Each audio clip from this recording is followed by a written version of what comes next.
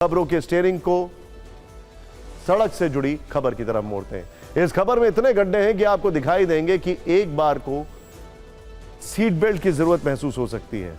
यह सड़क महाराष्ट्र के ठाणे शहर में एक फ्लाईओवर के ऊपर बनाई गई है और इसकी क्वालिटी इतनी घटिया थी कि अपने उद्घाटन के सिर्फ 24 घंटे बाद आईसीयू में पहुंच गई है, यानी बुरी तरह से टूट गई है और इसे बंद करना पड़ा है। दरअसल ठाणे के पलावा इलाके में एक फ्लाईओवर बना जिस पर बाइक या गाड़ियां न फिसलें, इसके लिए बिटुमेन बिछाए गए। बिटुमेन को सेट करने के लिए तारकोल डाला जाना चाहिए था, लेकिन ऐसा लगता है कि ठेकेदार ने सड़क को सिर्फ तारकोल दिखा दिया, डाला ही नहीं, जिसके कारण बिटुमेन इस सड़क पर फैल गई और सिर्फ 24 घंटे में सड़क गड्ढा युक्त हो गई, जिसके कारण 2 बाइक सवारों का एक्सीडेंट हो गया।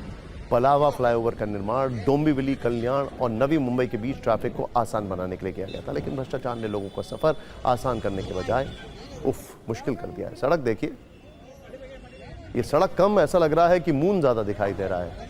मून पे भी शायद इससे कम गड्ढे होते होंगे। खैर, अगर सड़क निर्माण में भ्रष्टाचार के रोल मॉडल की प्रतियोगिता हो तो ये सड़क कड़ी टक्कर दे सकती है। उसकी वजह यह है कि इसके निर्माण में 6 वर्ष लगे। शुरुआत 2019 में हुई, 2025 में बनकर तैयार हुई। उद्घाटन के 24 घंटे के अंदर इस सड़क में इतने गड्ढे हो गए कि इसे बंद करना पड़ा। अब इस पर राजनीति हो रही है। कांग्रेस ने सोशल मीडिया पर इस घटिया सड़क का एक वीडियो पोस्ट किया है और लिखा है कि यह महाराष्ट्र का पलावा फ्लाईओवर है, जिसका 4 जुलाई 2025 को उद्घाटन हुआ। 5 जुलाई 2025 की बारिश में फ्लाईओवर उखड़ गया। इसकी घटिया क्वालिटी पर लगातार सवाल उठ रहे हैं, लेकिन उद्घाटन जीवी सरकार ने किसी की नहीं सुनी। साफ है, जहां बीजेपी सरकार वहां जमकर भ्रष्टाचार, ये कांग्रेस ने लिखा है। जबकि शिवसेना यूबीटी का आरोप है कि फ्लाईओवर जल्दबाजी में खोला गया, जिसके कारण यह स्थिति हुई।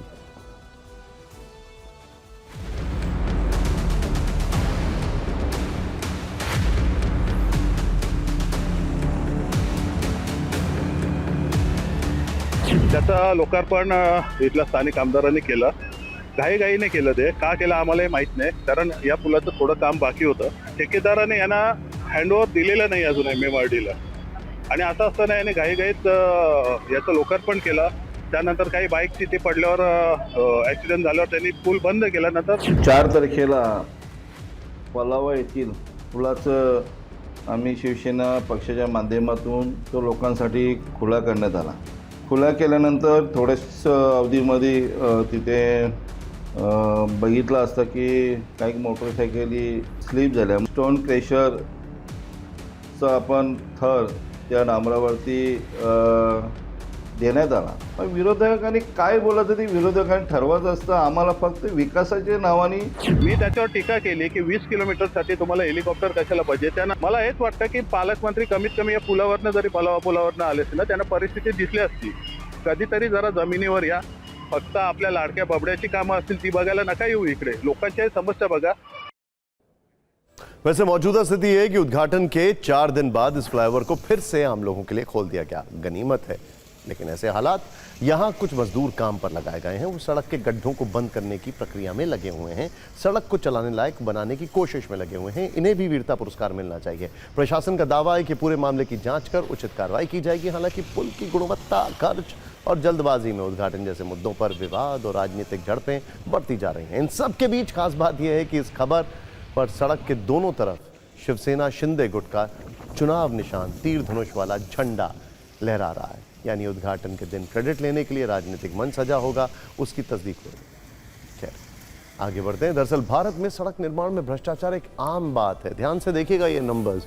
ट्रांसपेरेंसी इंटरनेशनल इंडिया की रिपोर्ट के मुताबिक भारत में सड़क निर्माण में 20 to 40% लागत बर्बाद हो जाती है। इसकी वजह है रिश्वत, घटिया सामान और अनियमितता। अगर सड़कों की क्वालिटी की बात करें तो वर्ल्ड इकोनॉमिक फोरम की रिपोर्ट के मुताबिक दुनिया के 139 देशों में भारत की सड़कों की क्वालिटी 91 नंबर पर, यानी कि बेहद खराब है। CAG की रिपोर्ट 2018 में तो यह तक कह रही थी कि 700 करोड़ रुपए की लागत से बनी 500 से अधिक सड़कें कभी बनी ही नहीं, सिर्फ पेपर वर्क हुआ है और कई जगह पर एक ही सड़क का बिल 2 बार बनाया गया। वाह! तो आप समझ लीजिए कि सड़क निर्माण में भ्रष्टाचार की क्या स्थिति है, या भ्रष्टाचार में सड़क निर्माण की क्या स्थिति।